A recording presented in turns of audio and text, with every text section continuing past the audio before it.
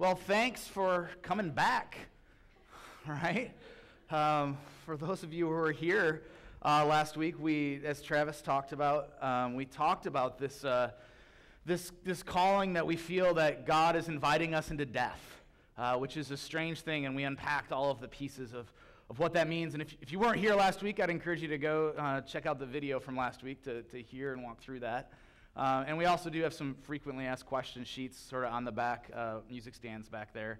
But we unpacked why it is we feel like God's calling us to this hard and crazy kind of move as he leads us forward and to ask the question of, God, what are you inviting me into personally? What are you inviting me into? And we really do feel like that is coming out of a call from the gospel, that is the gospel story.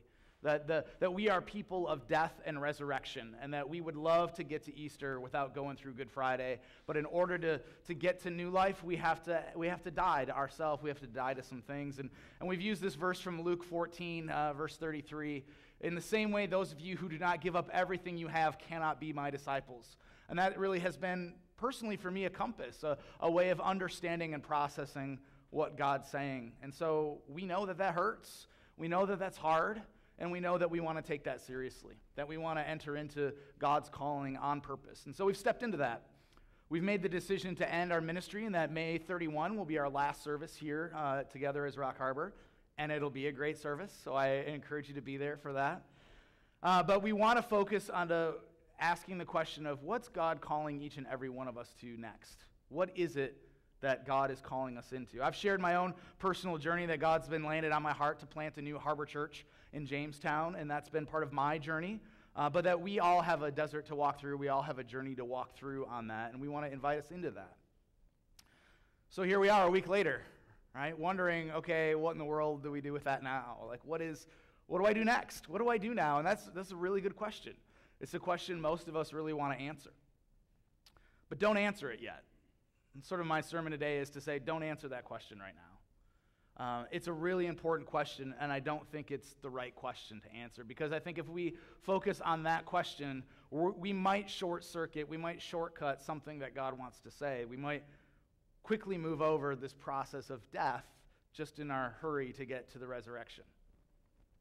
And so with death comes this grieving, and there's this thing in ancient Jewish culture that's still practiced today. It's called sitting Shiva. Shiva is this, it means seven. It's this process of mourning. When someone in your family dies, the close immediate family goes through this process of Shiva, of mourning for 7 days after the funeral. And really what it means is that those immediate family members, they don't leave the house for 7 days. They sit in the home where they mourn together, and they receive guests and visitors as they come to sit and mourn with the close family of the deceased. And sort of the rules of thumb are, as you enter into that with the family who is mourning, is you don't talk until they do. And if they don't talk, you don't talk. And you just sit there and you share this space with them. And if they do talk, you can engage with that. But the point of this time is to allow for mourning, is to allow this space. You're not even, as you're sitting Shiva, you're not even supposed to leave the house. For some of us, when we enter into mourning, into that kind of process, we want to leave the house. We want to run away. We want to kind of throw our hands up and be like, well, I'll just move on with my life. But it's interesting that this concept is to say, hey, no, it's actually really important that you don't do that. It's really important that you don't leave the house, that you sit in the midst of this. Because it's good for us as people. It's good for us not to quickly run to, what do we do next? But it's good to sit and mourn and ask some of these questions. And maybe for some of us, we need to do that work. We need to sit Shiva for a little while and to mourn and to ask God, what are you inviting me into? So that's what we're doing for the next few weeks as a church between now and May 31. That's our process, is we're sitting together and we're listening. And we're trying not to ask the question of, what do I do next? But today I want to ask a better question, and it's, why does this hurt? Why does pain come out of this thing? What is it? I mean, when we experience pain, when we experience something that's a dramatic shift, when we experience something that is not what we expected, our most normal reaction is to get out of it as quickly as we can, is to move away from that. How do I get out of here? If I'm in the desert, the only question on my mind is, how do I get out of here, right? And though that's the first question we often ask is, how do I get out of here? The question we ought to ask is, why is this hurting? Why does this hurt? What makes this painful? What is it about the way I understand the world? What is it about me? What is it about all that I am and know that makes this a painful thing? And I don't care how long you've been at Rock Harbor. Maybe today is your first day. Maybe it was 5.5 years ago. Something about this news changes your world in some way, shape, or form. For some of us, I grew up here and my faith was shaped here, and this feels almost like an invasion into my privacy, that this is my thing. For some of us, it's really more about our routine. This is just what I do, and this is an inconvenience, and this forces me to change my life. Or maybe some of us even feel a little betrayed. Like, this was the place where the people are that I feel like I finally fit, even though I didn't fit anywhere else. And I totally understand that. You have been inconvenienced. Something has happened to you, and it hurts. I understand that. But the question is, why does that hurt? So to figure that out, I want to go back to our friend Abraham, that we talked about last week. We talked about this story of before he was Abraham and he was called Abram, that God called him out of this place called Ur. And we talked about how God called him from Ur to the promised land in Canaan, and he got stuck in Haran.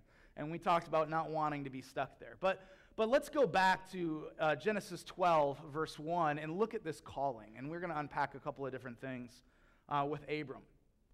So this is the calling that God gave to him. He said, "Go from your country, your people, and your father's household to the land I will show you." Which, if you're the guy who says yes to this, is pretty risky, right? It's pretty risky in part because that last bit is a little unclear. Okay, I love you, God. I'm going to follow you. Okay, I'll leave everything, but where are we going? He's not going to tell you. It's, I will show you. So first of all, there's a lot of trust in that. But what I want to focus on is these parts that he's leaving. So leave your country, right? Leave your homeland, the place where people look like you, the place where people talk like you, the place where people do the things that you do, the place where people live in your time zone, right? All of these things, this is a big sort of macro piece to who we are as our country, this place that we call home. I'm a home kind of body. My vacations are better off like hanging out, building a deck in my backyard than they are traveling around the world and through many airports, right? So there's something about home that shapes us, that matters to us. And that's the first thing that God says, you need to leave that. And then he says, and then also your father's household, your family, your people who know you better than anybody else, your family who loves you and also kind of not likes you sometimes, right? The people that know the things about you that nobody else knows, the people who've been with you through the stuff that's been most difficult, through the birth of your children, through the pain of death of loved ones, your family, your people, your closest human beings on the face of this earth. I would like for you to leave them. And then he also says, and your people, right? Your people too. Your not just your father's household, but your friends, the people around you that you interact with on a daily basis. So if you put all of those things together, right? If you start to think about leaving the place where everybody knows your name, where these people who've been with you, this place, this physical space in the universe that shapes who you are, it's so much more than just the sum of those parts. It's your identity. All of those things create our identity. All of those things shape and tell us who we are. Those things tell me who I am. Those people speak into my life. These places tell me how I interact with the world. They tell us who we are. How do I know who I am without these markers in our world? I had an experience like this a number of years ago. After my first ministry job, my wife and I felt like God was calling us away from there, and so we left without. We were planning on moving to the Middle East to study for a while, and we had this period in between, and so we decided now was the time to leave, and we had to move away from ministry and ended up mowing lawns and waiting tables and paint houses, and I hated every single second of it. I would wake up in the morning, and I would pack my lunch in my little cooler, and I would just cry.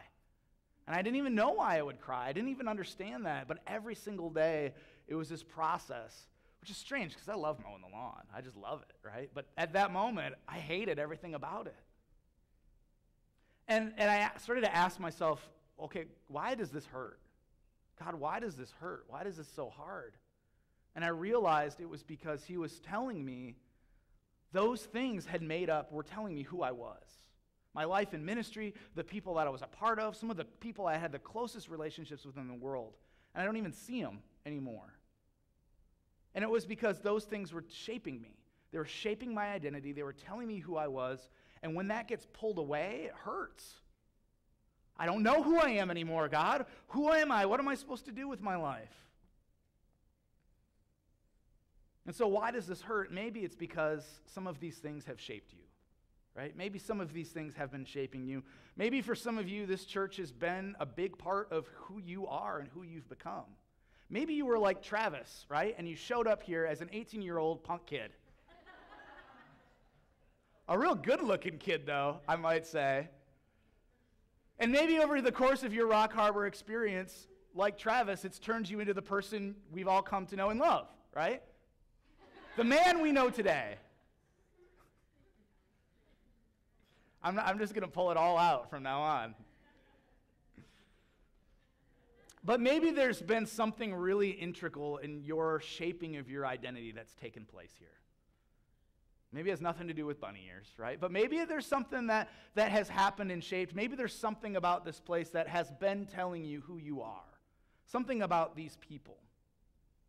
And our identity, this sort of who we are and how we work, our identity is one of the most intimate pieces of who we are as human beings.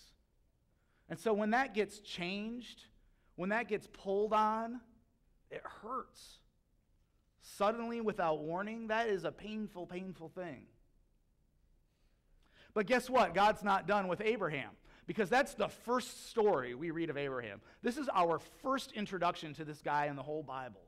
The guy who is the father of Isaac and Jacob and Joseph and the 12 tribes and the entire nation of Israel. The very first thing we know about this guy is God said these things to him.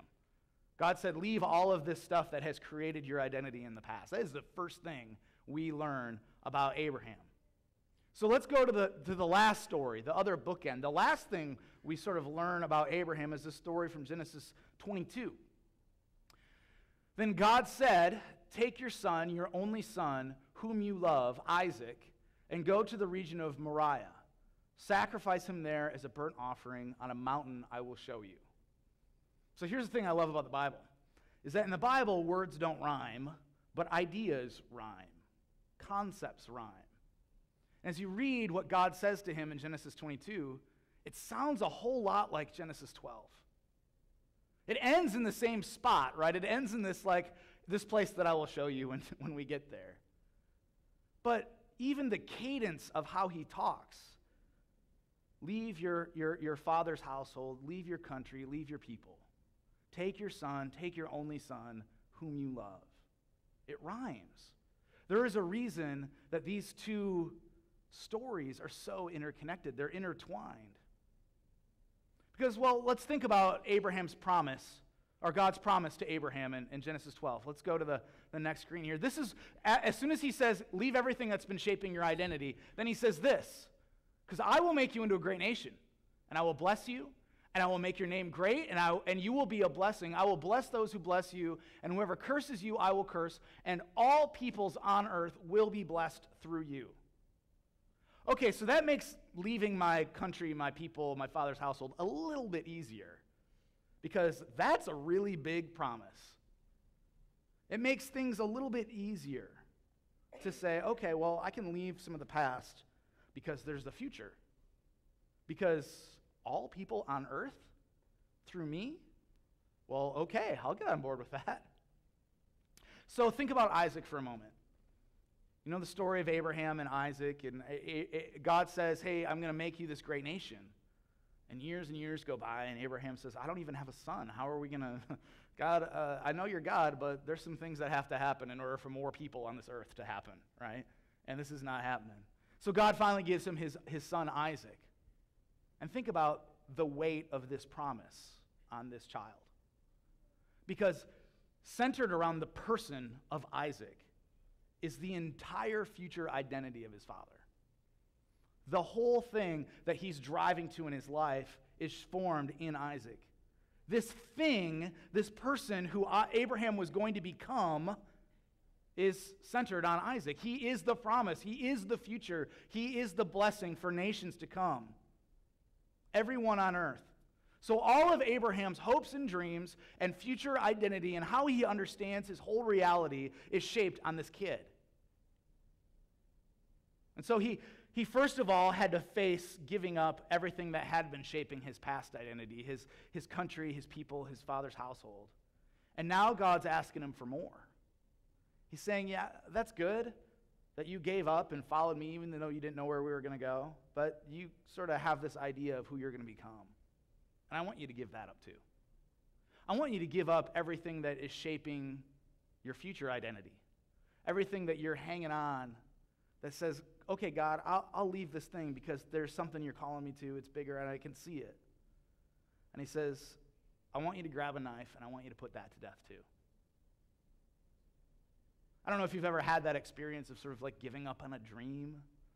Maybe when you were in college and you had to change that major away from like that biochemical engineer genius that you thought you were going to be, and you realized chemistry is really hard. Right? Or maybe you got out of college and you realized that the thing that you had studied for and gotten degrees in was not very applicable into sustaining a full-time job, and you had to give that up. It's hard.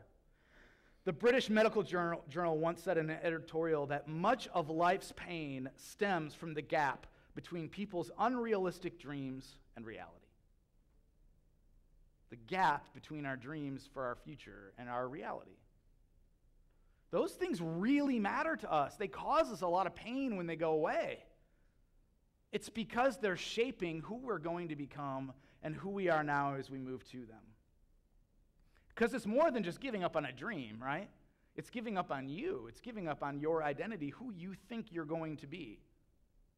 When you've gotten all wrapped up in this future vision, it's shaping you. It's defining you. And so our future identity is just as strong as our past identity. These things are just as painful when those things go away. This understanding of who you are going to become, this hope you will have for the future.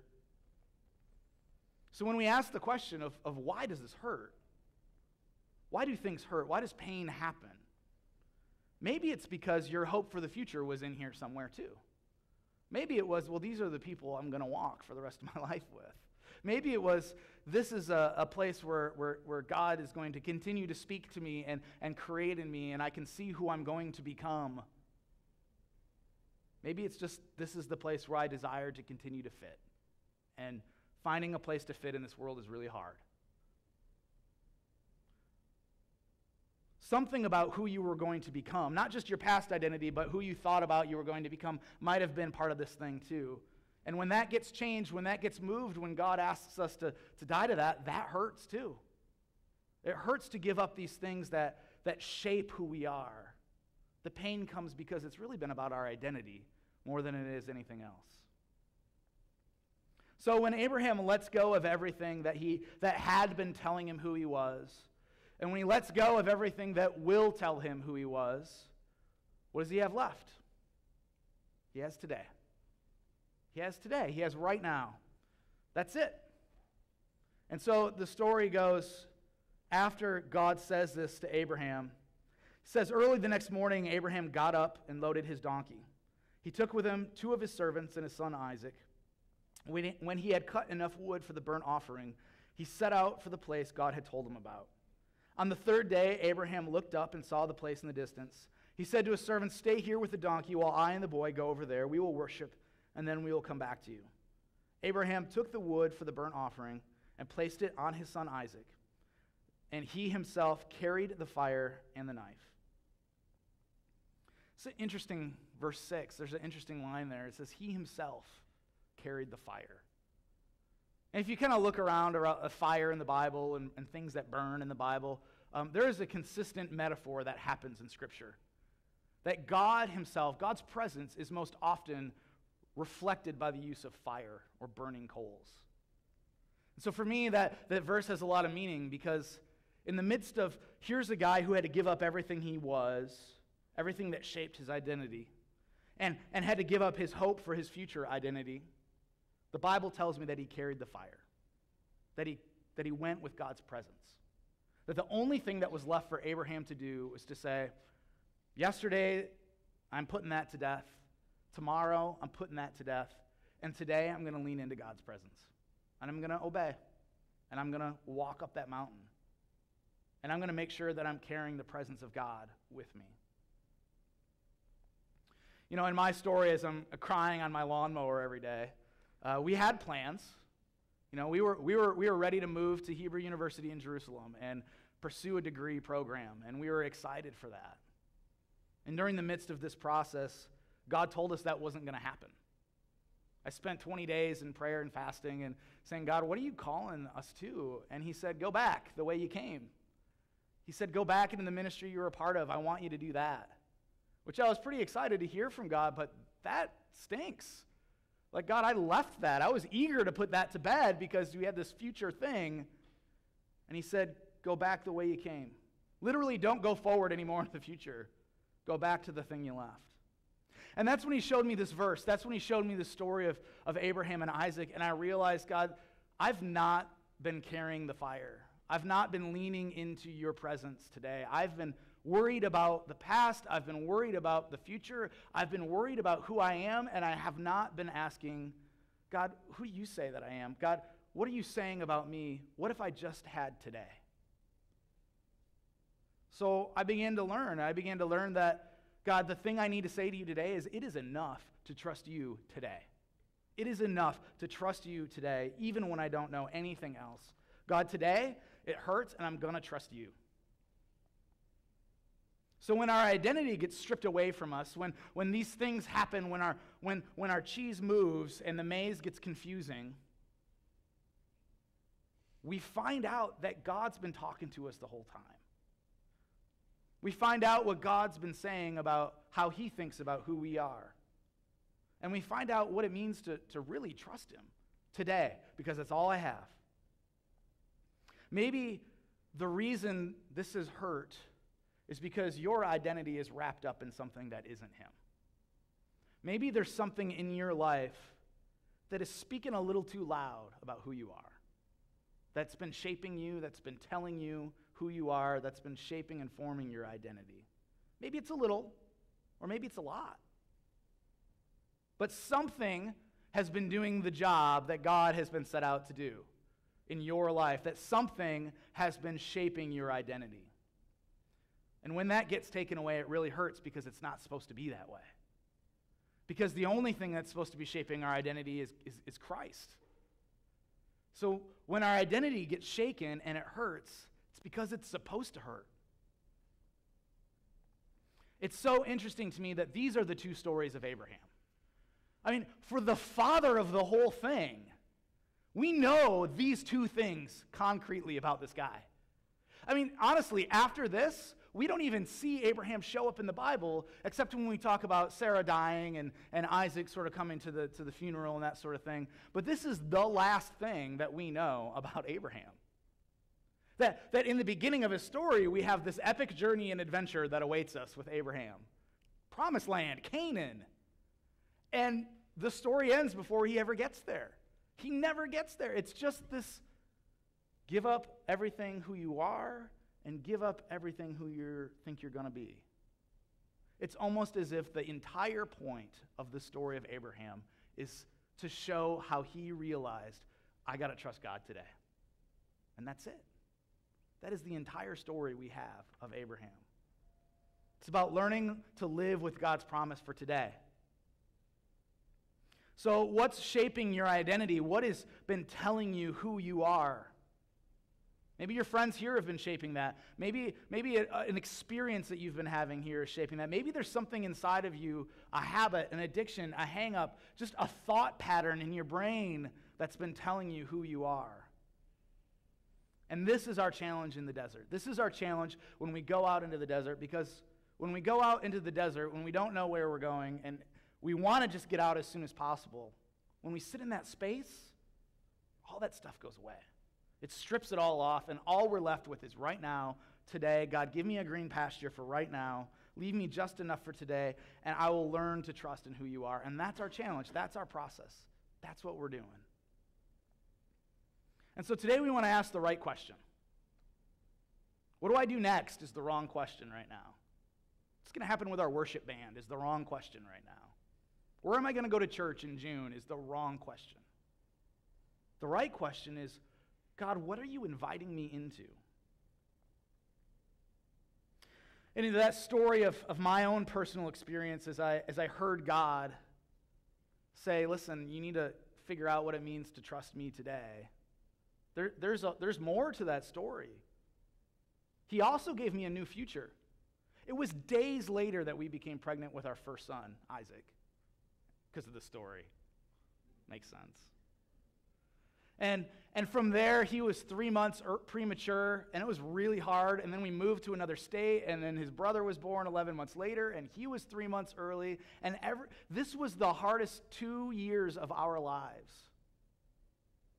And so we heard God saying, you need to learn to trust me right now. And then he brought us into a completely new future that was way harder than we ever could have even thought. But every step of the way, we remembered. We knew what it was like to trust God. And so in the midst of all of those things, in the midst of 2 of the hardest years of our life, we said, we're going to trust God. And it's going to be okay. And that path brought us to places like this, to people like you. And so I know when I step out into things that shake my identity and strip those things away, and if I do the work of saying, God, I'm going to trust you today, it's because he's got a different future in mind. And though it'll hurt, I might end up in places like this with people like you. Because that's how God works. So I have no idea what God is inviting you into right now. I don't know what he's saying to you in this process. But to get there, you're going to need to ask the question, why is this hurting? Why does this hurt? You're going to need to wrestle with, God, what's been shaping my identity? And is it been you? Because the answer to that might keep you from leaning into him. It might keep you from carrying the fire and leaning into the presence of God. So that's our invitation today. That's our work right now, is to ask you to explore the things inside of you that have been shaping you. The things that have been challenging you, the things that cause other things to hurt. What is it? Is it pride? Is it selfishness? Is it loneliness? Is it anger? Is it just a desire for things to be comfortable? And so the invitation is to explore those things and to confess those things. I want to ask us to do something really hard with those things. I want to ask you to give them up, to give up what the things you're holding on to are and trust God with them. Say, God, I'm worried for my safety. I'm going to trust you with that. I'm worried for my identity. I'm worried for my friendships, my relationships. I'm going to trust you with that. So in a minute, I'm going to pray, and the band's going to come up, and we're going to sing a couple of songs. And during that time, I just want to invite you to process that kind of work and to confess it, to find out, God, what are the things that I've been holding on to that are shaping me that aren't of you, and to give them back. To say, I'm going to confess that. I'm going to lay that down.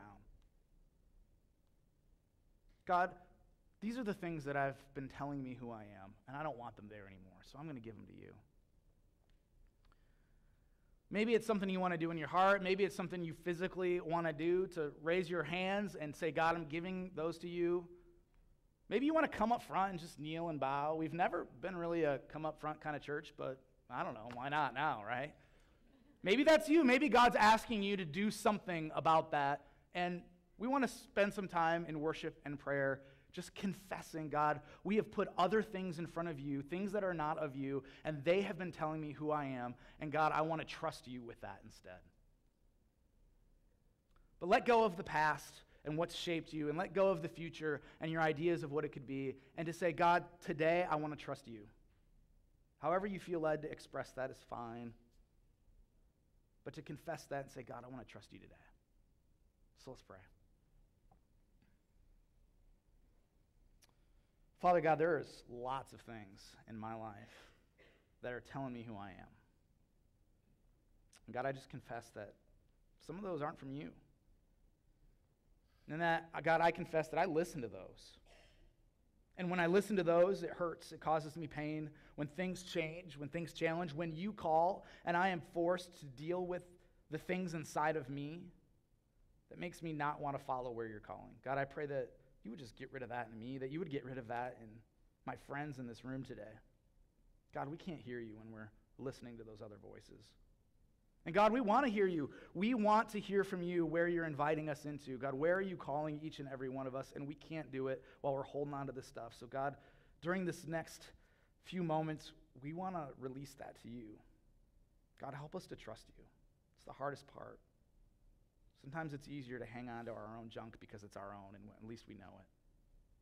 But God, today we want to give that to you. We want to come to you with open arms, with open hands. And we got to say, this is yours, God.